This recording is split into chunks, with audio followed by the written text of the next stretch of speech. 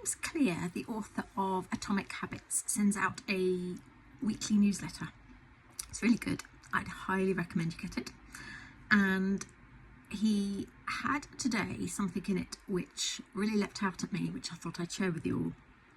And in it, it says, each day spend time on 2 things. I've written it down so that I don't forget it.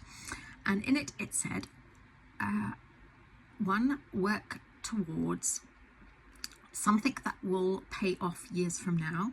And then the second thing is appreciate something happening right now. And both of those things are obviously really relevant to us as dieters and maintainers. The first one, working towards something that pays off years from now, is really obvious.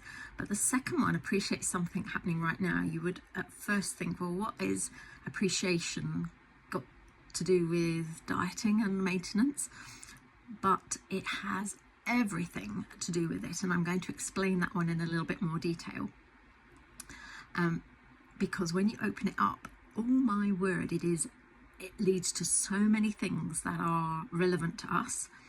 So gratitude, which is what appreciation is really all about, is like a little wiggly line to self-belief and consistency and massive emotional and personal regulation.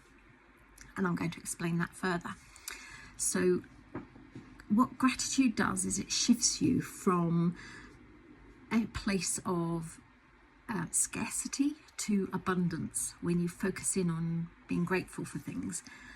And when it comes to dieting, we tend to, if we're not careful, be in a place of can't have with your mindset. I can't have this and I can't have that, and it's a real scarcity mindset. It's a real lack mindset.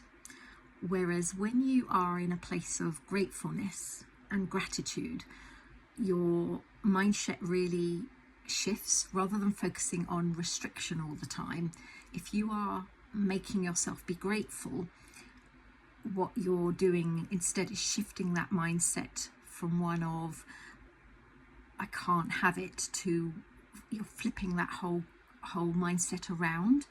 And what your brain does is it focuses instead on solutions and on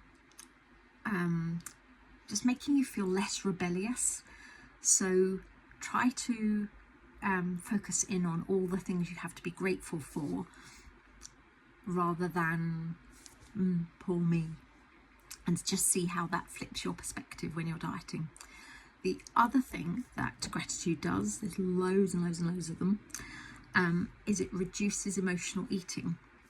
So what gratitude does is when you are focusing in, and I don't mean that you're focusing all your day, every moment of every day, but just doing it just once a day, what gratitude does is it has the power to reduce emotional eating.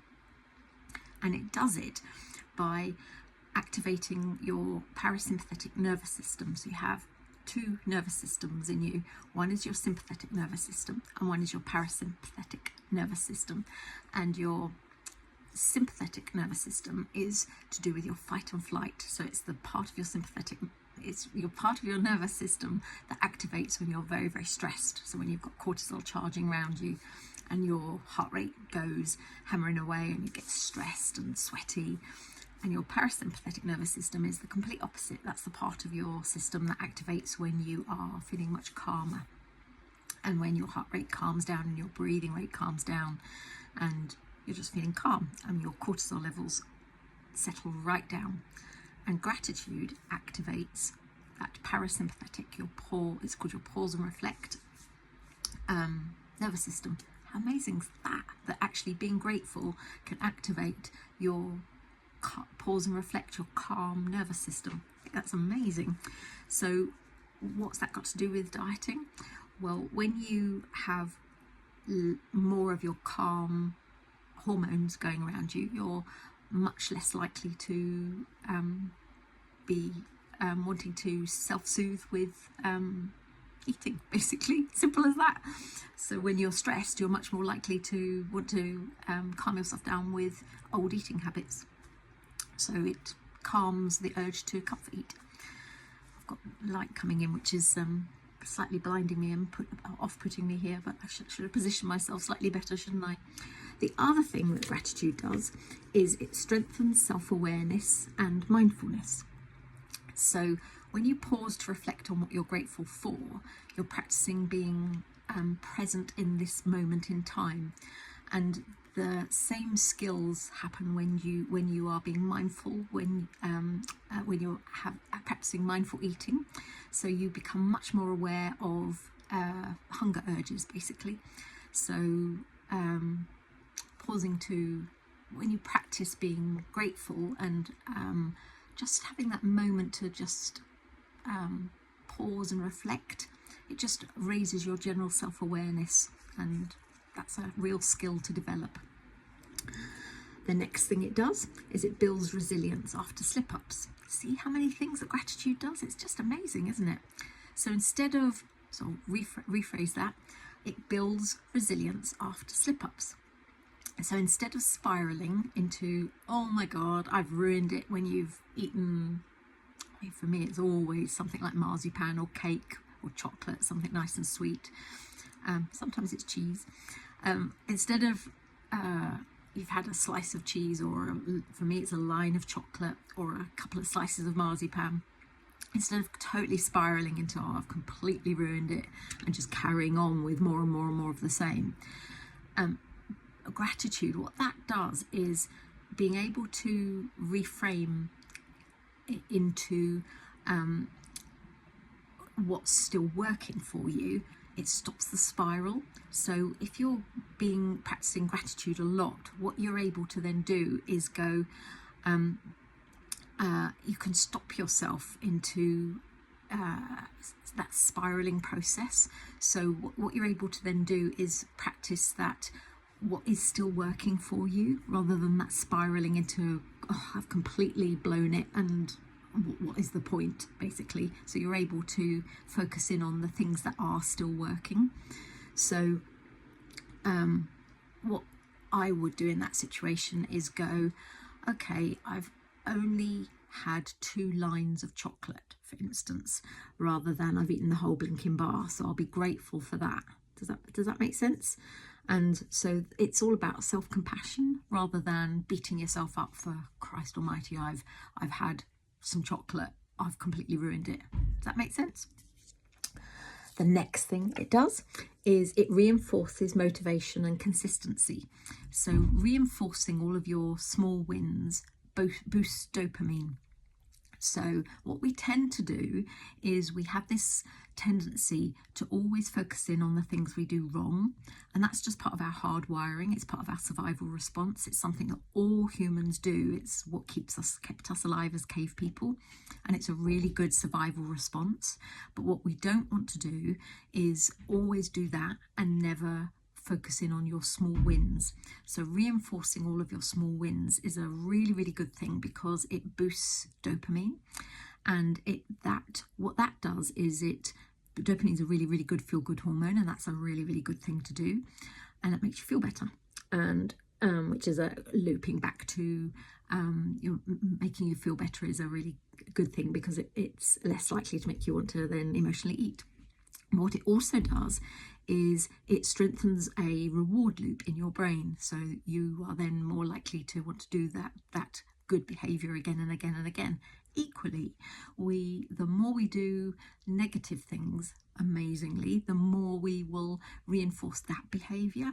So if you are someone who says negative things to yourself, say for instance, you're more likely to reinforce that sort of negative self-speak. So what you want to do is reinforce the positive loops in your brain. Does that make sense? The next thing it does, it's amazing, isn't it, how much it does, is it deepens overall life satisfaction. So the more grateful you are, and the more times you focus in on the things you're grateful for, it deepens that life satisfaction. Who doesn't want more of that? So when people feel life when people feel overall about their life, good about their life overall, they're much less likely to chase, for goodness sake, when people feel about their life overall, then you're much less likely to chase happiness through a goal weight. And you're going to think, what on earth is that about? Surely I want to chase happiness about my goal weight. But actually that is you're much less likely to succeed in your weight loss goals if you're just aiming for, I want to get to 8 stone or I want to get to 9 stone. It's much more likely if you are thinking about your overall life happiness. So for instance, with me and my maintenance, this is really irritating me, this light. I don't tend to think about me sticking to 9 stone, for instance. What I do is I think of wanting to keep my inflammation down so that I stay healthier. I think of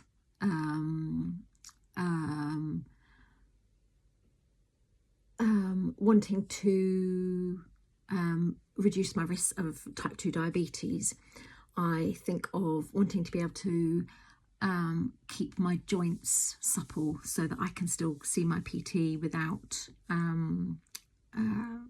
so that I can still do those sorts of activities and go for my walks.